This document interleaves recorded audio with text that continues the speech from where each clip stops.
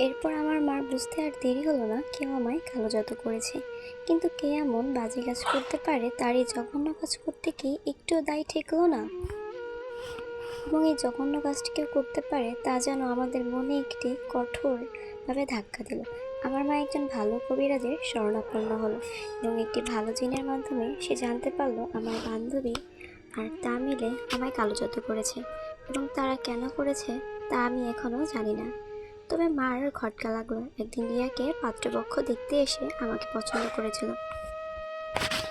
তখন থেকে এমনটি শুরু হলো। রিয়া বা তার মা যেন আমায় সহ্যই করতে পারে না। আমি যেন তাদের দু চোখে বিষে কাটা হয়ে পরিণত হলাম। আশেপাশের মানুষ, আমার সহপাঠীরা আমায় এমনিতেই খুব পছন্দ করত। আমি মানুষটা খুব মিশুক ছিলাম। আশেপাশের মানুষ এবং আমার সহপাঠীরা আমায় খুব পছন্দ করত। এটা রিয়া দেখতে পারতো না। সে যেন আমায় দু চোখে সহ্য করতে পারতো না। সে ভেতরে ভেতরে চলতো, এটা তার ভাবভঙ্গিতেই দেখা বোঝা যেত।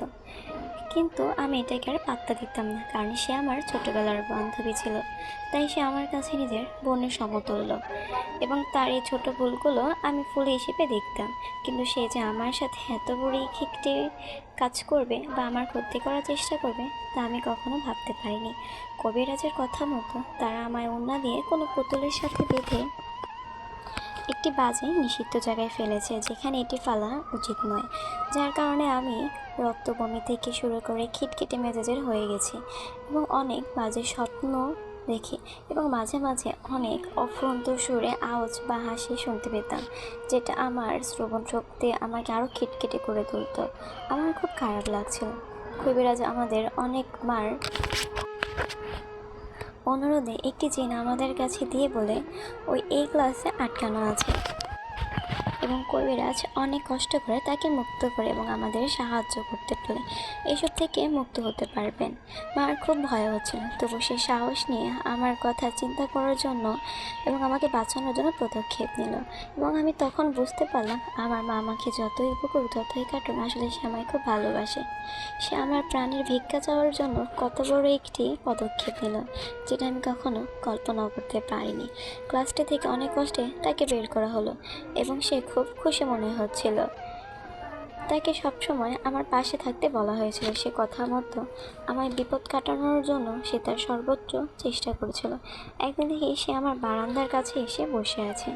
আমি তাকে দেখে ভয় পেয়ে যাই এবং সে আমায় সালাম দেয়, ভয় পেতে বারণ করে। তখন আমি একটি উপন্যাসের বই পড়ছিলাম। সে আমায় বলে, আপনাকে খুব মায়াবতী লাগে এভাবে থাকতে।